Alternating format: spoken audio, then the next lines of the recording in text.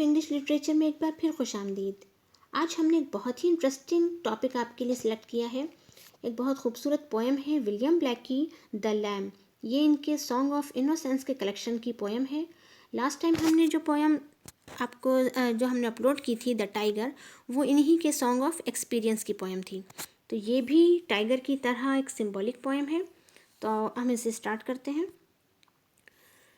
ये पोएम जो है 2 स्टैंजास के ऊपर है और बहुत ही खूबसूरत लिखी हुई है राइमिंग स्कीम के साथ। इस पोएम में इन्होंने एक जो बच्चा है वो यहाँ पे एड्रेस करता है एक छोटे भेड़ के बच्चे के साथ। तो इसके फर्स्ट स्टैंजा पे नज़र डालते हैं। Little lamb I will tell thee, thee से मुराद है यू।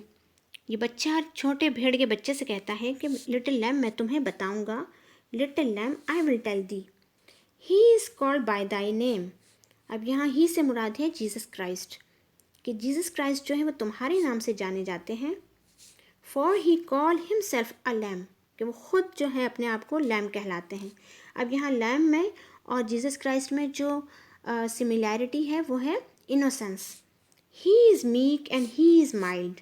मीक का मतलब है जेंटल और माइल्ड का मतलब है humble.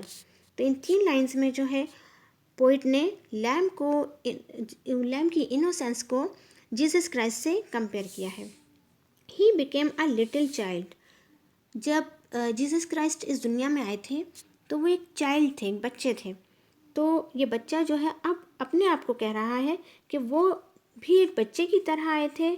I a child and thou a lamb, कि मैं एक बच्चा हूँ और तुम एक लैम हो।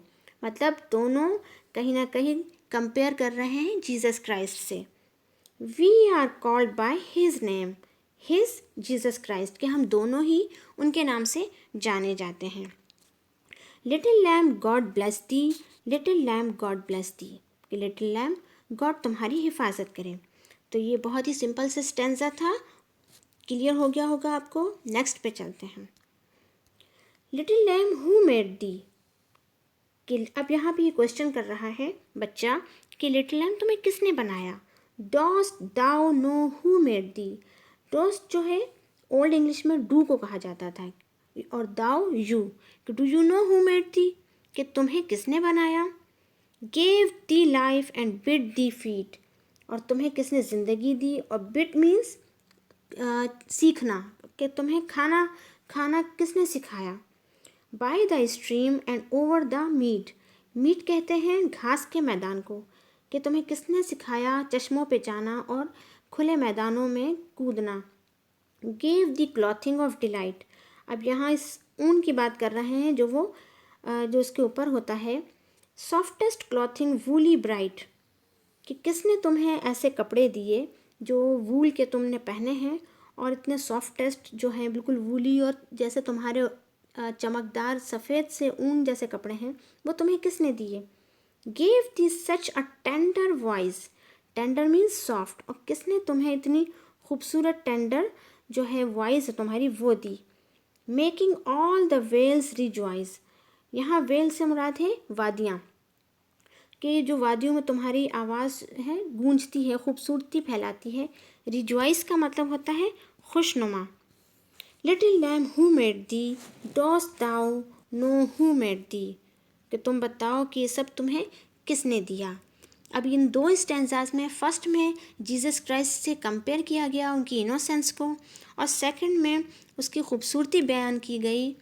तो यहाँ पे जो है अगर देखा जाए तो पहला जो स्टैंजास थे वहाँ पे जीसस क्राइस्ट की इनोसेंस से कंपेयर किया, और सेकंड में गॉड की जो क्रिएशन है उसके बारे में बताया कि गॉड ने कितनी ब्यूटीफुल क्रिएशन बनाई है।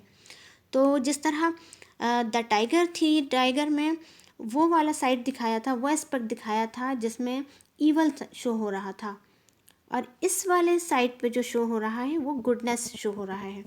तो होप कि ये वीडियो आपको बहुत अच्छे समझ आई होगी और पोएम बहुत क्लियर हो गई होगी। Thank you so much.